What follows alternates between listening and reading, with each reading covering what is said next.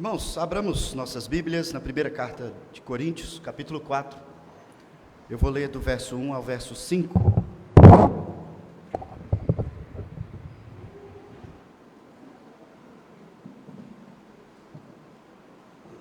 Continuando a nossa sequência de exposições nessa carta.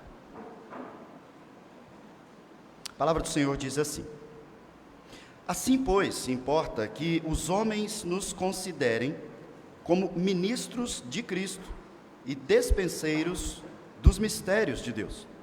Ora, além disso, o que se requer dos despenseiros é que cada um deles seja encontrado fiel.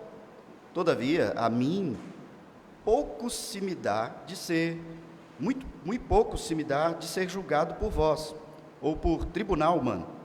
Nem eu tampouco julgo a mim mesmo, porque de nada me arguía a consciência. Contudo, nem por isso me dou por justificado, pois quem me julga é o Senhor. Portanto, nada julgueis antes do tempo, até que venha o Senhor, o qual não somente trará à plena luz as coisas ocultas das trevas, mas também manifestará os desígnios dos corações. E então, cada um receberá o seu louvor da parte de Deus. Até aqui, pedir que o Senhor fale conosco. Senhor Deus, essa é a Tua palavra, nós somos o Teu povo e estamos reunidos em Teu nome. Pedimos, ó Pai, que não seja a minha palavra, mas que seja verdadeiramente o Senhor falando conosco nesta manhã. Nós oramos assim em nome de Jesus. Amém.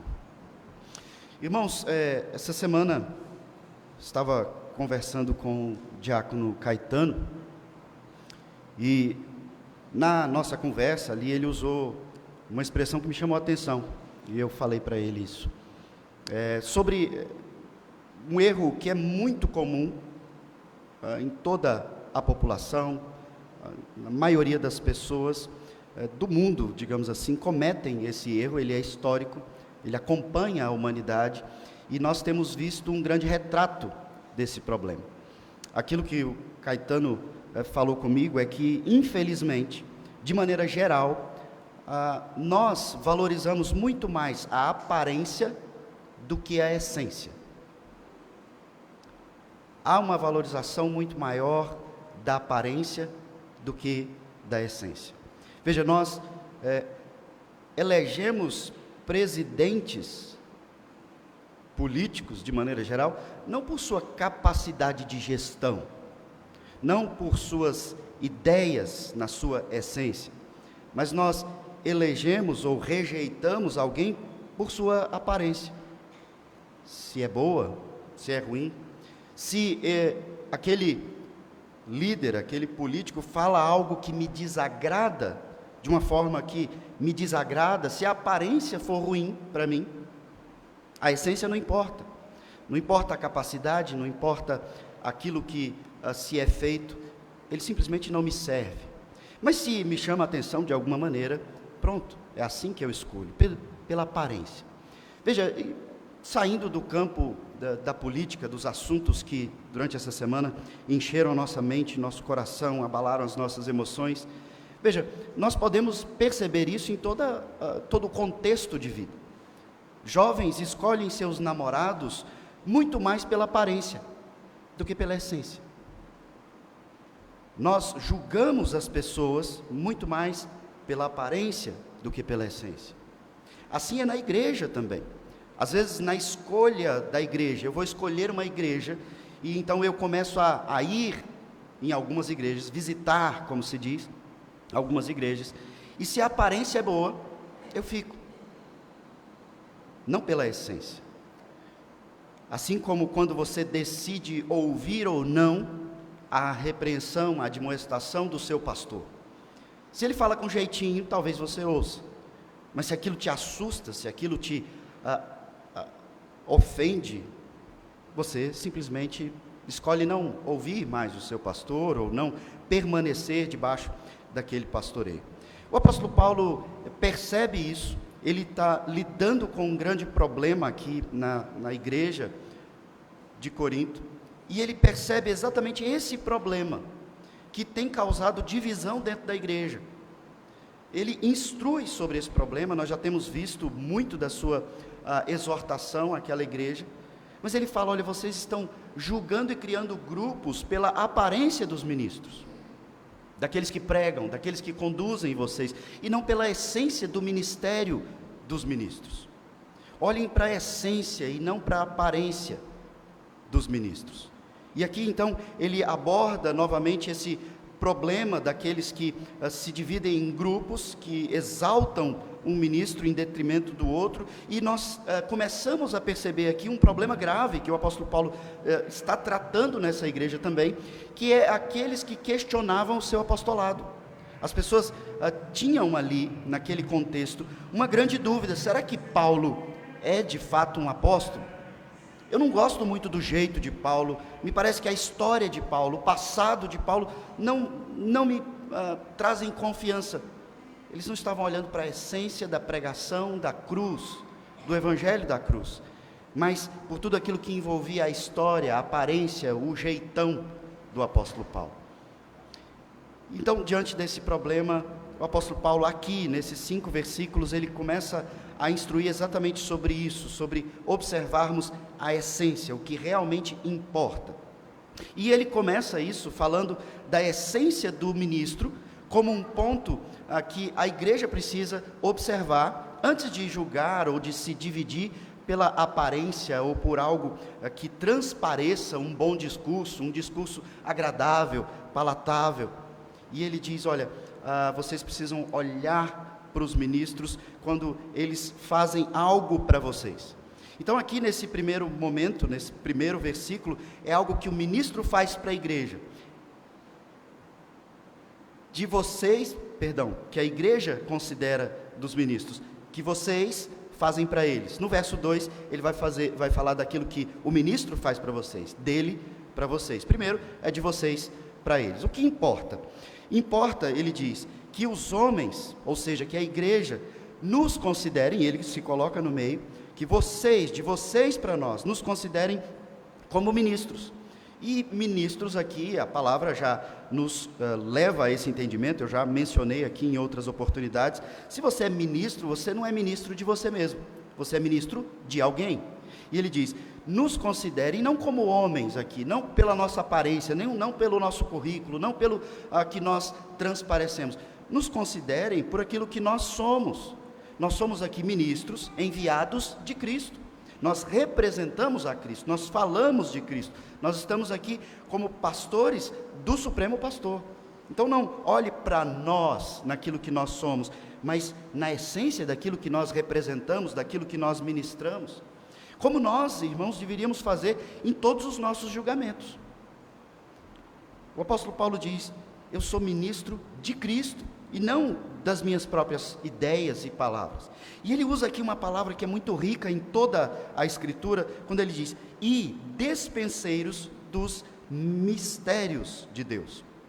Quando ele usa essa palavra despenseiro, ela é uma palavra muito comum em toda a Bíblia. Às vezes se usa a expressão mordomo, encarregado. O despenseiro, como o nome já nos conduz, muitas casas têm despensas, onde você guarda ali tudo o que você precisa, desde mantimentos a tudo o que você precisa para que a sua casa funcione. Você tem ali um local onde as coisas, os produtos, os alimentos, às vezes os itens, as ferramentas, os instrumentos estão ali. E o despenseiro é aquele que vai até a despensa e traz o que você precisa. Veja que a figura do despenseiro, e no Antigo Testamento, até um pouco aqui no contexto do Novo Testamento, você tinha casas muito grandes, famílias muito grandes, e você precisava ter um administrador, um despenseiro, um mordomo. E ele precisava cuidar muito bem de todas as coisas da casa, trazer para você aquilo que você precisa. Se você está com fome, ele é aquele que traz o mantimento, aquele que traz o sustento. Se você precisa de um utensílio, de um instrumento, de uma ferramenta, o despenseiro é aquele que te entrega. E o apóstolo Paulo aqui, ele está nos conduzindo inicialmente a esse ponto. Olha, o ministro, ele precisa ser alguém que entrega, que representa, que traz algo para vocês, que não é dele, mas que ele administra muito bem. Ele é o responsável por trazer algo para vocês. Provavelmente, eu acredito firmemente que o apóstolo Paulo aqui, ele tinha em mente o texto lá do Evangelho de Lucas. No Evangelho de Lucas, capítulo 12, a partir do verso 42, ele fala do mordomo fiel. Gostaria que nós olhássemos rapidamente o texto de Lucas, Lucas 12. Quando ele, ao que eu imagino aqui, o que eu percebo, Paulo se lembra desse texto, dessa passagem, e ele então faz aqui essa aplicação. Lucas 12, a partir do verso 42. O texto diz assim: disse o Senhor: quem é, pois, o mordomo fiel e prudente, a quem o Senhor confiará os seus conservos, para dar-lhes o sustento a seu tempo? Veja o quão importante é saber a resposta dessa pergunta. Quem é o despenseiro, o mordomo, que é fiel e que é prudente, que o Senhor o chama e confia os seus conservos, o seu povo, as suas ovelhas, para que esse despenseiro dê o sustento na medida certa, no tempo certo, da forma correta. Ele continua: bem-aventurado aquele servo a quem o seu Senhor, quando vier, achar fazendo assim. Verdadeiramente vos digo que lhe confiará todos os seus bens. Mas se aquele servo disser consigo mesmo: meu senhor tarda em vir e passa a espancar os criados e as criadas, e a comer, a beber e a embriagar-se, virá o senhor daquele servo em dia que não espera, em hora que não sabe, e castigá-lo-á, lançando-lhe a sorte com os infiéis. Aquele servo, porém, que conheceu a vontade do seu senhor e não se aprontou, nem fez segundo a sua vontade, será punido com muitos açoites. Aquele, porém, que não soube a vontade do Senhor e fez coisas dignas de reprovação, levará poucos açoites. Mas aquele a quem muito foi dado, muito lhe será exigido. E aquele quem muito se confia, muito mais lhe pedirão. Provavelmente você se lembrava desse trecho que diz: aquele a quem muito lhe é dado, aquele quem muito se confia. Nós conhecemos essa parte, mas veja o contexto. É Cristo dizendo: eu preciso de servos, de mordomos, de despenseiros que sejam fiéis e prudentes, porque eu vou voltar, e isso é certo, e você não sabe o dia que eu volto, e é importante que você esteja cuidando da mordomia, da despensa, de maneira fiel e prudente, para que quando eu voltar, o meu povo esteja alimentado, fortalecido, e você, que foi encarregado disso, esteja ali cumprindo com o seu dever. E então vem a ideia: a esse ministro que é dado o conhecimento, a oportunidade de estudar as Escrituras e trazer ao povo, a esse será muito cobrado, porque ele tem a função de falar, de entregar, de alimentar o povo de Deus. Muito lhe será cobrado. E esse texto de Coríntios que nós estamos vendo, lá no finalzinho, no verso 5, o apóstolo Paulo fala exatamente disso. Haverá um momento em que o Senhor voltará, e então as coisas ocultas, os pecados serão postos, manifestos, mas os desígnios, a essência do coração do ministro também será exposta. Então, se o ministro, ele faz de maneira leviana, irresponsável, se ele faz por dinheiro, se ele quer se aproveitar do ministério do Evangelho, isso vai ser exposto. Nós precisamos escolher os nossos pastores, os nossos líderes, os nossos presbíteros, os nossos oficiais, as pessoas que caminharão conosco, que viverão conosco pela essência, irmãos, e não pela aparência. O apóstolo Paulo então continua nessa ideia da essência, nos mostrando algo que é muito importante. Nós já vimos aqui no Evangelho de Lucas, que é importante você observar nos ministros. Veja o verso 2 de 1 Coríntios capítulo 4, ele diz: ora, além disso, ou seja, além de vocês considerarem os ministros como despenseiros, como alguém que traz algo que não é dele, que é de Cristo, além disso, agora tem algo que é deles para vocês. O que se requer dos despenseiros, desses ministros, desses mordomos, é que cada um deles seja encontrado fiel. Irmãos, eu mencionei isso na última pregação, e isso precisa ficar muito cravado, guardado no seu coração. O primeiro ponto, o que se espera, o mais importante, primeiro da lista, uma prioridade real na vida de um ministro, é fidelidade. Fidelidade. Ele não precisa ser uma série de coisas que nós valorizamos pela aparência, mas uma coisa, ele precisa ser fiel. Isso é importante de todos nós entendermos, porque a igreja é quem escolhe esses líderes. A igreja é quem elege os pastores, a igreja é quem elege os diáconos, a igreja é quem elege os presbíteros. A igreja, cumprindo a sua função de cidadania, é quem elege os políticos. Você é quem elege muitas pessoas que te rodeiam, do seu círculo mais íntimo. E o que se espera, e aqui voltando para os ministros somente, o que se espera é fidelidade. O que uma esposa espera do seu marido? Em primeiro lugar, fidelidade. Se não há fidelidade, todo o resto não importa. Se ele traz todo o mantimento, toda a provisão, mas ele é infiel, de que vale toda a provisão? O que os filhos esperam dos seus pais? Fidelidade.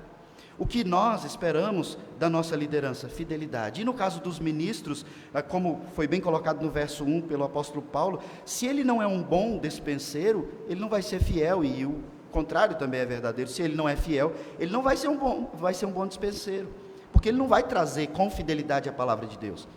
Ele vai colocar no meio da palavra as suas opiniões, seus pensamentos, aquilo que ele acha melhor ou pior. Portanto, um pastor, ele precisa ser fiel, e o apóstolo Paulo diz, primeiro, eles precisam ser despenseiros para vocês, mas vocês precisam entender e considerá-los assim. Eles não estão aqui representando eles mesmos, então, de vocês para eles, considerem-nos como despenseiros, como alguém que representa outro, e não eles mesmos. Agora, eles precisam trazer para vocês algo, e isso é deles para vocês, fidelidade.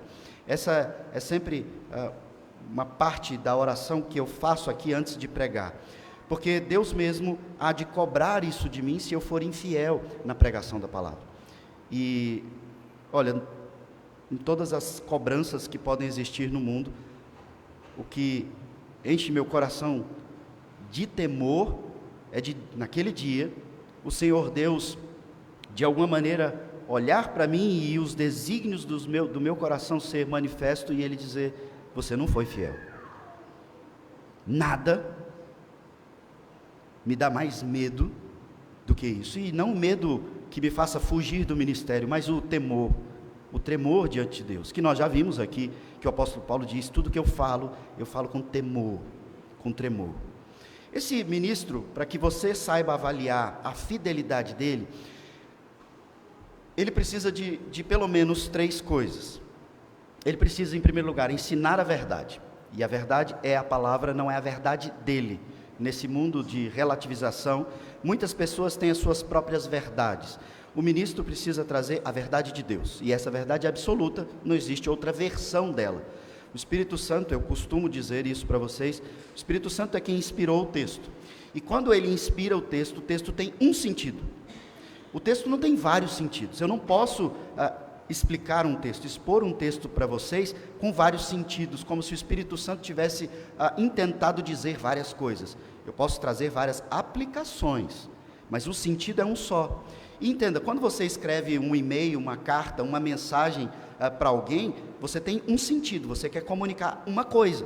Você não tem vários sentidos. E como é ruim quando você escreve algo, ou você fala algo, e a pessoa diz, mas você disse isso, mas o que você queria dizer era outra coisa. E você diz, não, o que eu queria dizer é o que eu disse. Mas a pessoa diz, não, mas eu percebi no seu olhar, no seu comportamento, que você queria dizer outra coisa. De fato, isso às vezes acontece, por causa do pecado. Mas o apóstolo Paulo diz, olha, ele precisa ser fiel, e o que ele diz tem que ser o que ele quer dizer. Porque se ele expõe o texto e ele é fiel ao texto, ele traz o sentido que o Espírito Santo deu para aquele texto. Ele precisa ensinar a verdade. Um outro aspecto, o segundo aspecto da fidelidade de um ministro, é que ele precisa combater o erro, a mentira. Se ele expõe a verdade, automaticamente ele coloca a mentira, o erro no lugar dele. Mas é muito importante, e Calvino disse isso de várias maneiras, é muito importante que o ministro, ele tenha uma voz que anuncie a verdade, ou seja, console as ovelhas, façam com que elas sejam alimentadas, mas essa mesma voz do pastor, ela precisa afugentar os lobos. Ela precisa afastar aqueles que vêm para atacar as ovelhas. Aqueles que vêm atacar, e hoje, por meio das ideologias, de falsas verdades, de múltiplos sentidos do texto, eles precisam ser combatidos. Nós, como ministros, como líderes da igreja, nós não podemos aceitar que o erro vá entrando. E então, a gente começa aqui na igreja a aceitar, e quem sabe, talvez, usar uma versão da Bíblia que não ofenda tanto. Porque essas vozes dos lobos, daqueles que querem derrubar e devorar as ovelhas, a voz do inimigo, de Satanás, vai entrando dentro da igreja. E isso tem acontecido, irmãos. Isso tem acontecido, muitas igrejas. Você tem igrejas hoje de todo tipo que você pensar, onde, uma coisa eu tenho certeza, a verdade de Deus não está ali. São clubes sociais onde as pessoas se reúnem para amenizar a sua culpa de não estar buscando a Deus, mas eles querem uma igreja que tenha a aparência que os agrade. Veja quantas igrejas com a mais forte bandeira sendo o movimento LGBTQIA+. Como pode? Essa não é a verdade. Mas as pessoas então, pela aparência, pelo seu conforto, pela sua satisfação, se reúnem ali e dizem: essa é a minha igreja, essa igreja me representa, essa igreja com a qual eu me identifico, nessa igreja há muito mais amor, porque naquela outra igreja há ódio, há repreensão, exortação, sim, porque a voz do ministro precisa ser aquela que ensina, mas aquela que combate o erro, porque o nosso coração é corrupto e ele é tomado de erro, e se isso não for combatido, certamente você vai caminhar pelo pecado. O terceiro aspecto da fidelidade do ministro é que ele precisa preservar a revelação, a Bíblia, sem alterar. Tem uma característica da nossa igreja que é bem interessante.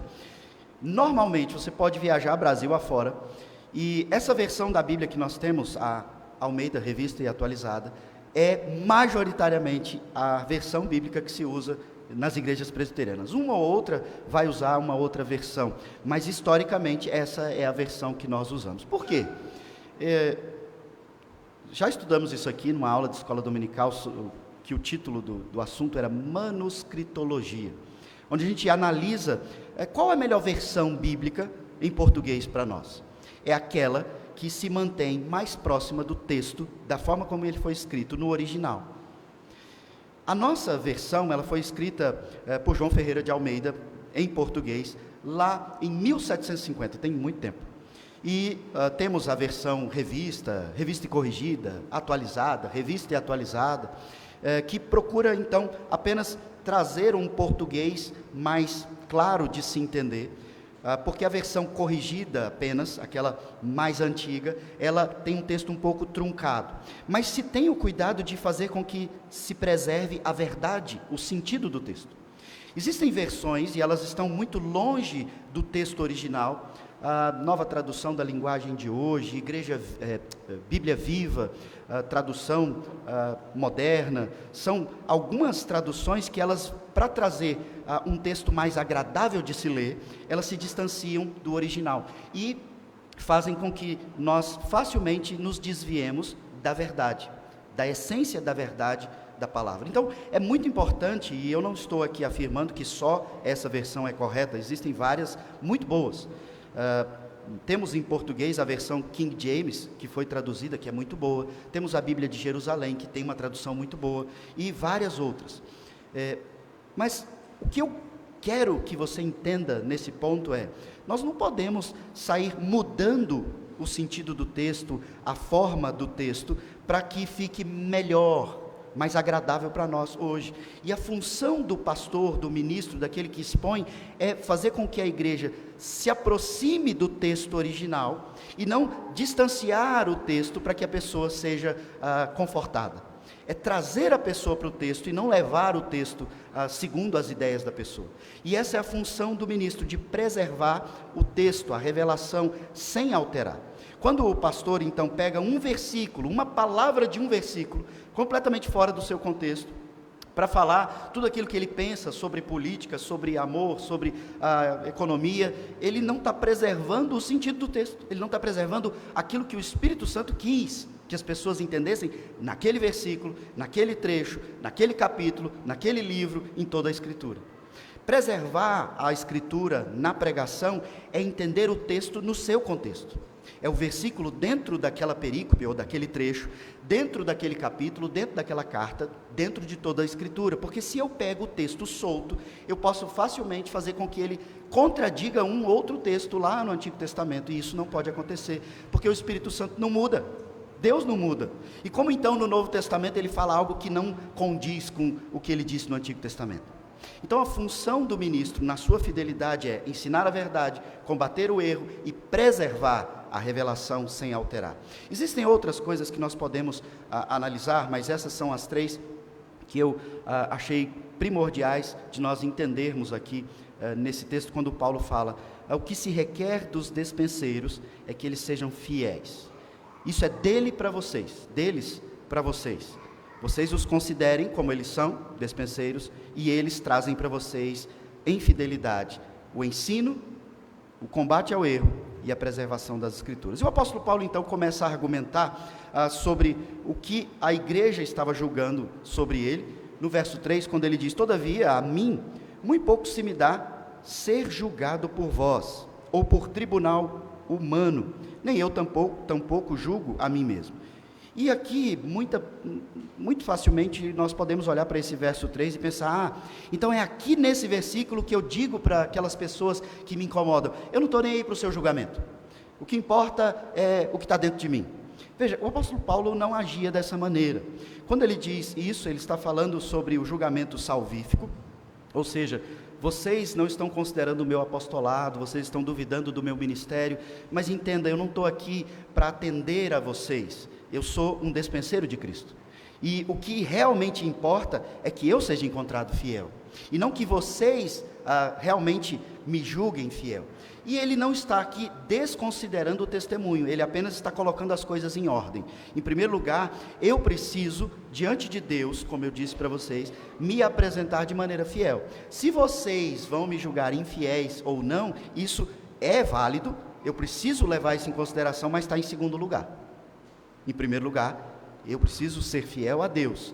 Se as pessoas vão me achar infiéis, então isso está em segundo lugar. Eu preciso me sentar, conversar, porque provavelmente há um problema aí de interpretação, de comunicação que está acontecendo. E o Paulo diz: olha, eu não estou mais preocupado com o tribunal humano.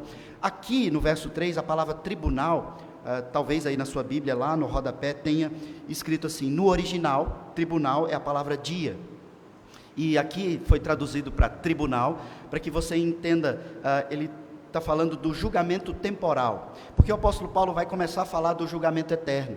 Então ele coloca isso dessa maneira: olha, eu não estou tão preocupado com o julgamento aqui, desse tempo, dessa época, o tribunal humano, o dia, a temporalidade humana.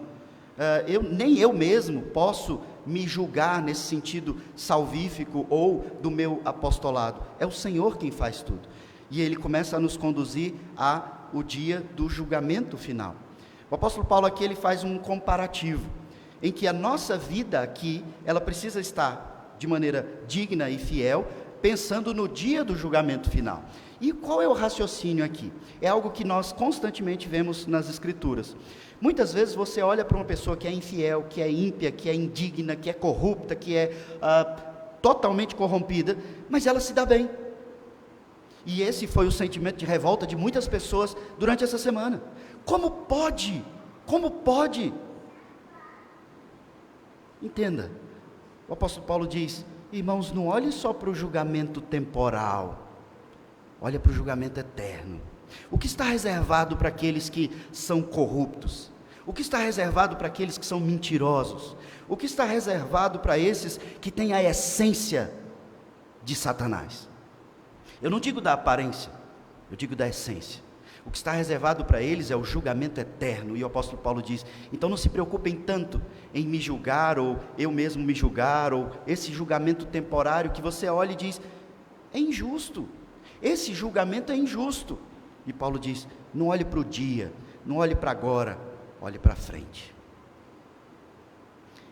Ele diz que a consciência dele estava tranquila, ele fala isso no verso 4. E por que Paulo fala disso? Irmãos, ali no contexto dessa igreja de Corinto, as pessoas duvidavam do apostolado de Paulo, e veja, vamos tentar ir para aquele tempo, talvez isso invadisse o seu coração também. O apóstolo Paulo, ele não fez parte dos 12 que andaram com Cristo, não fez. E as pessoas dizem, como ele pode ser apóstolo? Isso só reforça a nossa convicção teológica da nossa doutrina, que nós não acreditamos que existem apóstolos agora. Apóstolos foram aqueles 12, e Paulo, chamado depois do tempo, chamado depois, como ele mesmo diz. Mas essas pessoas aqui dizem, ele não é apóstolo, ele não estava com Jesus. E essa era uma condição básica para você considerar alguém verdadeiramente apóstolo. Ele tinha que ter sido escolhido por Cristo, para andar com ele como seu discípulo mais próximo, ou seja, somente os 12. E o apostolado não passa de um para o outro. Paulo não passou para Tito, Paulo não passou para Timóteo. E essas pessoas então começam a duvidar do apostolado, da pregação, da postura de Paulo, por esse julgamento do dia, julgamento temporal. E Paulo também, ele tinha um ministério de pregação aos gentios. Imagina que os judeus, que são aqueles orgulhosos de serem os que preservaram a Escritura, o povo de Deus escolhido desde Abraão, tem agora um apóstolo que está muito preocupado em pregar para aqueles que não são originalmente judeus, aqueles que vêm de outros povos, são os gentios, convertidos. Paulo tem um ministério que é voltado para os gentios, e eles dizem, está vendo? Ele não é um judeu que prega para judeu, ele é um judeu que está muito mais preocupado com quem não nasceu no contexto dos judeus. E aí eles consideravam outra coisa, os próprios judeus, os fariseus, eles estão perseguindo Paulo. Paulo já é aquele que é ameaçado de prisão constantemente, ele tem que sair corrido, fugido das cidades, porque os judeus querem apedrejar, prender e matar Paulo. Se os próprios judeus, que são os detentores da palavra, do ministério, que são o povo de Deus, não aceitam Paulo, como é que a gente vai aceitar Paulo?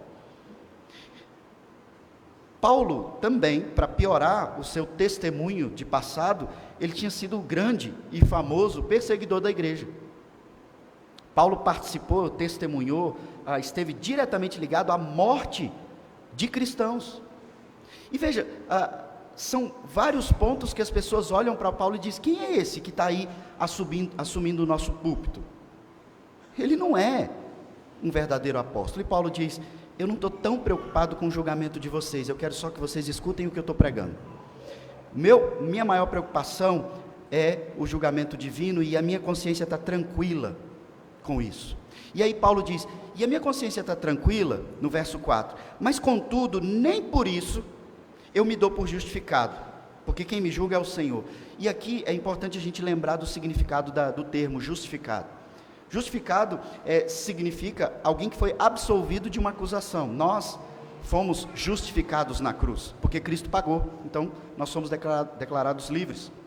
Paulo aqui diz, quem me justifica é o Senhor, eu não posso me justificar, e esse é o nosso entendimento doutrinário, eu não me salvo, eu não mereço, e Paulo diz, não é porque minha consciência está tranquila que eu acho que eu estou salvo, eu tenho certeza que eu estou salvo, que eu sou apóstolo, que eu sou pregador, porque Deus me deu essa convicção, porque Cristo fez esse sacrifício, e é isso que eu prego para vocês, não é porque eu mereço, porque o meu passado realmente me condena, eu matei cristãos.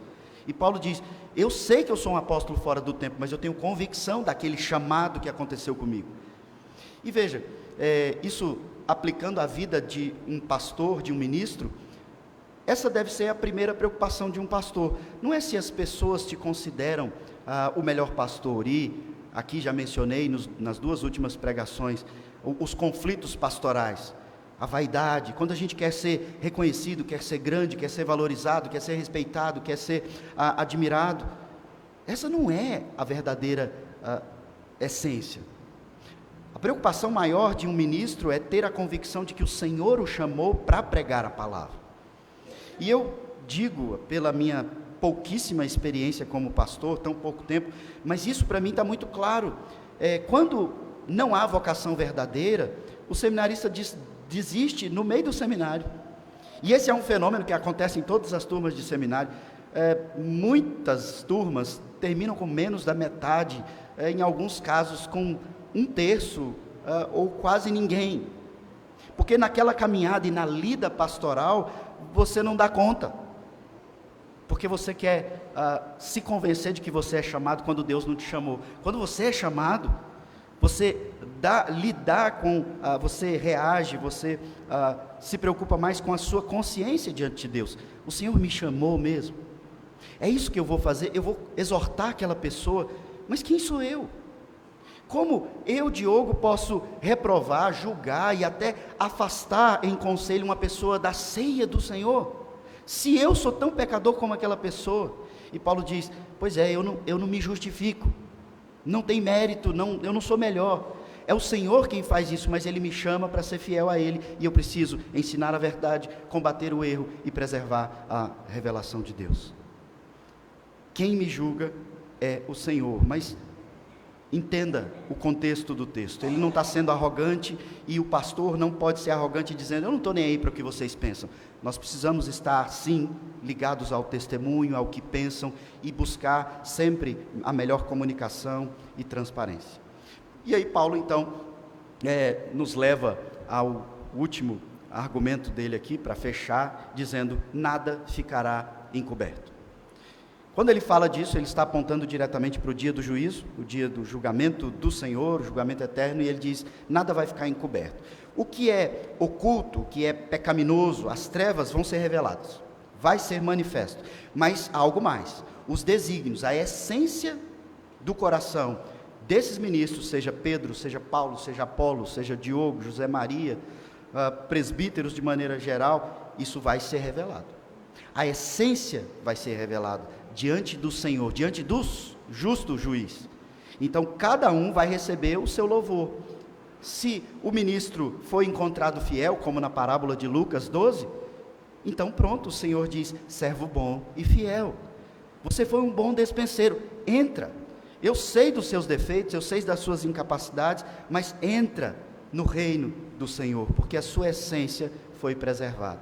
Mas se o ministro, ou seja quem for, e aqui nós podemos aplicar isso para cada um de nós, e em todos os contextos, se é apenas aparência, aquilo que está oculto, aquilo que está escondido, vai ser revelado. E aqui nós podemos pensar muito bem sobre essa questão da aparência e da essência. A aparência é aquela capa que nós colocamos de mentira, de falsidade, de hipocrisia, para manter uma aparência que agrada, que dá a você um crédito que você não tem, que dá a você uma dignidade que não é sua. Isso é aparência, é você camuflar algo. E irmãos, isso sempre foi um problema da humanidade, mas hoje com a internet, com a rede social, eu acredito que isso está muito em evidência, quando muitos de nós temos uma vida de aparência que não condiz com a realidade. Nós tentamos ser mais abastados, nós tentamos ser mais bonitos, nós tentamos ser mais valorizados, e a rede social, então, na nossa vida se torna um grande ambiente de falsidade, de aparência. Mas qual é a essência? O que está por dentro? Isso também vai ser revelado. Então Paulo diz, então não tenham pressa em julgar, não tenha pressa em julgar antes do tempo, porque vai ter um julgamento. Então não fique agora preocupado em estabelecer a verdade a todo custo sobre alguém que você sabe que está mentindo. Ele diz, ele vai ser julgado, não tenha pressa. E aí nós olhamos para as Escrituras e pensamos, não julgueis para que não sejais julgados, né? Não sejam julgados, então não julgo ninguém. Julga sim, julga, porque a Bíblia nos chama a julgar biblicamente, julgar pela fidelidade do ministro. O próprio apóstolo Paulo aqui está falando, o que ele precisa é ser fiel, e isso é um chamado para você, julgá-lo. Ele está sendo fiel? É isso que o texto está dizendo, é isso que Deus realmente em toda a Escritura diz. Então julgue, mas não julgue apressadamente, não julgue pela aparência, é isso que ele está dizendo, porque muitas vezes você pode condenar alguém pelo que ele aparenta, mas a essência dele está correta. Ou muitas vezes você pode enaltecer alguém pela aparência, mas a sua essência é corrompida. Então Paulo diz, irmãos, tenha sensatez, vai com calma, não se preocupe em estabelecer o julgamento, porque o julgamento já vai ser feito, e vocês precisam julgar a verdade, julgar com paciência, com coerência, observando a essência, os elementos fundamentais, porque um dia tudo isso vai ser revelado, a essência, o desígnio do coração vai ser revelado. Nós precisamos sim julgar o que é certo e o que é errado, mas nós precisamos ter muita paciência, sabedoria, calma e conhecimento bíblico para julgar quem quer que seja, especialmente irmãos da igreja. Nós somos muito apressados para julgar a salvação do outro, para julgar a vida do outro, e nós precisamos ter muita calma. O texto bíblico diz que, lá quando Paulo escreve para Timóteo, ele diz, não seja apressado em impor as mãos sobre presbíteros, não julgue, não condene rapidamente. É necessário que haja testemunha, é necessário que haja uma análise, e na nossa igreja, nós temos na Constituição, um código de disciplina, que nos estabelece vários passos, várias etapas, quando o conselho precisa julgar alguém, e o conselho deve julgar, mas ele não pode simplesmente olhar para a pessoa pela aparência e dizer, está condenado, perdeu a salvação, sai da igreja. O conselho tem etapas de admoestação, de conversa, de chamada à consciência, e então cada passo vai sendo cumprido num processo disciplinar que visa o arrependimento e não o julgamento condenatório simplesmente. E nós precisamos então estabelecer isso. Quando vários textos nos dizem, quando alguém pecar contra você, vai lá e conversa com ele, tenha calma, às vezes foi um erro, você erra também, vai lá e conversa, estabeleça a verdade. Não condene e coloque aquela pessoa numa condição em que ela nunca mais vai poder olhar na sua cara e você vai mudar de calçada quando passar por ele. Analise com calma, mas julgue porque Deus te dá condições, e como seres feitos à imagem de Deus, nós somos os únicos de toda a criação chamados a julgar as coisas, e nós precisamos sim julgar o certo e o errado, dentro daquilo que o Senhor nos dá como elementos de julgamento, sem pressa, sem vontade de condenar, porque a essência do nosso coração vai ser revelada também quando nós estivermos julgando.